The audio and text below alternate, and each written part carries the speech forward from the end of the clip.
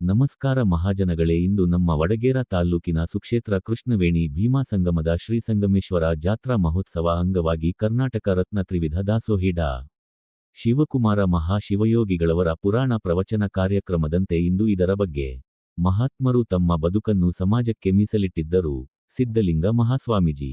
ವಡಗೇರ ನಮ್ಮ ಭರತ ಭೂಮಿ ಪವಿತ್ರ ಆಧ್ಯಾತ್ಮಿಕ ಕ್ಷೇತ್ರವಾಗಿದೆ. ಇಲ್ಲಿ ಅನಾದಿ ಕಾಲದಿಂದ ಆಯಾ ಕಾಲಘಟ್ಟದಲ್ಲಿ ಮಹಾತ್ಮರು ಜನಿಸಿ ತಮ್ಮ ಇಡೀ ಬದುಕನ್ನೇ ಸಮಾಜಮುಖಿ ಕಾರ್ಯಗಳಿಗೆ ಮೀಸಲಿಡುವ ಮೂಲಕ ಹಲವಾರು ಕ್ಷೇತ್ರಗಳಲ್ಲಿ ಪರಿವರ್ತನೆಗೆ ಮುನ್ನುಡಿ ಬರೆದು ಜನರ ಮನಸ್ಸಿನಲ್ಲಿ ಶಾಶ್ವತವಾಗಿ ಉಳಿದಿದ್ದಾರೆ ಎಂದು ತುಮಕೂರಿನ ಸಿದ್ಧಗಂಗಾ ಮಠಾಧ್ಯಕ್ಷರಾದ ಪರಮಪೂಜ್ಯ ಶ್ರೀ ಸಿದ್ಧಲಿಂಗ ಮಹಾಸ್ವಾಮೀಜಿ ನುಡಿದರು. ವಡಗೇರ ತಾಲ್ಲೂಕಿನ ಸುಕ್ಷೇತ್ರ ಕೃಷ್ಣವೇಣಿ ಭೀಮಾ ಸಂಗಮದ ಶ್ರೀ ಸಂಗಮೇಶ್ವರ ಜಾತ್ರಾ ಮಹೋತ್ಸವ ಅಂಗವಾಗಿ ಕರ್ನಾಟಕ ರತ್ನ ತ್ರಿವಿಧ ದಾಸೋಹಿ ಡಾ. ಶಿವಕುಮಾರ ಮಹಾಶಿವಯೋಗಿಗಳವರ ಪುರಾಣ ಪ್ರವಚನ ಕಾರ್ಯಕ್ರಮದ ದಿವ್ಯ ಸಾನ್ನಿಧ್ಯ ವಹಿಸಿ ಆಶೀರ್ವಚನ ನೀಡಿದರು. ನಾವು ಇಂದು ದೇಶದಲ್ಲಿ ಹಲವಾರು ಕ್ಷೇತ್ರಗಳಲ್ಲಿ ಮಹತ್ತರ ಸಾಧನೆ ಮಾಡಿದರೂ ಶಾಂತಿ, ನೆಮ್ಮದಿಯಿಂದ ಒಂದು ಕಡೆ ದೂರವಾಗುತ್ತಿದ್ದೇವೆ.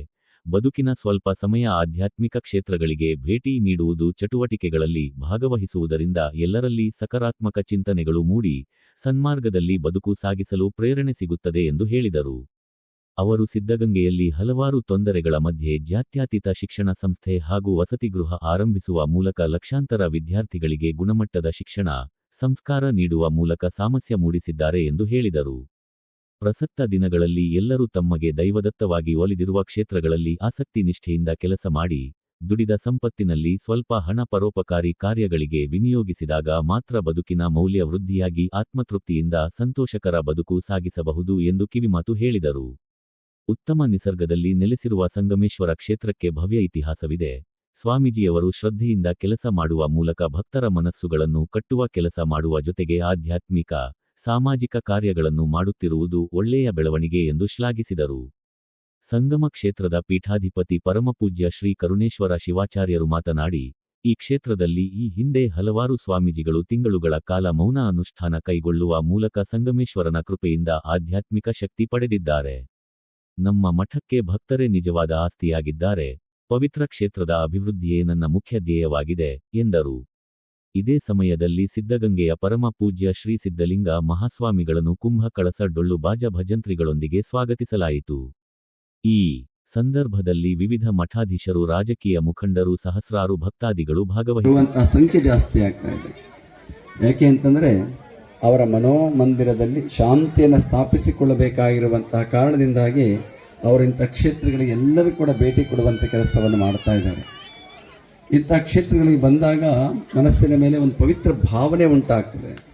ಎಲ್ಲ ಕಡೆ ಆ ಭಾವನೆ ಬರೋದಿಲ್ಲ. ಇಂಥ ಕ್ಷೇತ್ರಗಳಿಗೆ ಬಂದಾಗ ಇದ್ದ ಯಾರೋ ಒಬ್ಬ ಯುವಕ ತನ್ನ ತಂದೆ ತಾಯಿಗಳನ್ನು ಚೆನ್ನಾಗಿ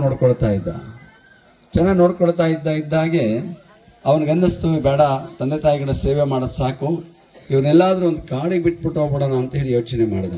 ಭಾವನೆ ಇತ್ತು ಅವನಿಗೆ.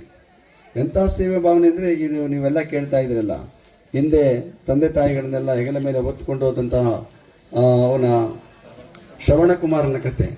ಹಾಗೆ ಅವನು ತಂದೆ ತಾಯಿಗಳ ಸೇವೆ ಮಾಡಬೇಕು, ಇಂಥ ಕ್ಷೇತ್ರದ ದರ್ಶನ ಮಾಡಿಸ್ಬೇಕು ಅಂತೇಳಿ ಕರ್ಕೊಂಡು ಹೋಗ್ತಾ ಇದ್ದಂತೆ. ಎಲ್ಲ ಕಡೆ ಕರ್ಕೊಂಡು ಹೋಗ್ತಾ ಇದ್ದ.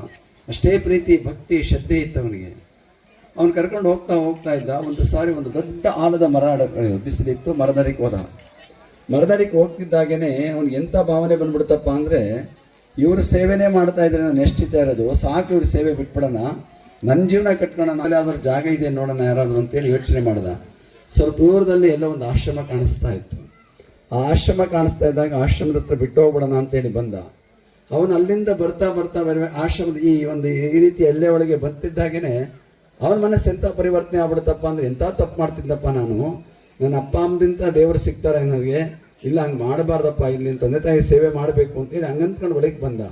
ಅಲ್ಲಿ ಇಂಥ ಸ್ವಾಮಿಗಳು ಕೊಟ್ಟಿದ್ರು. ಬಂದು ಯಾಕಪ್ಪ ಬಂದು ಏನು ಸಮಾಚಾರ ಅಂತ ಎಲ್ಲ ಕೇಳಿದ್ರು.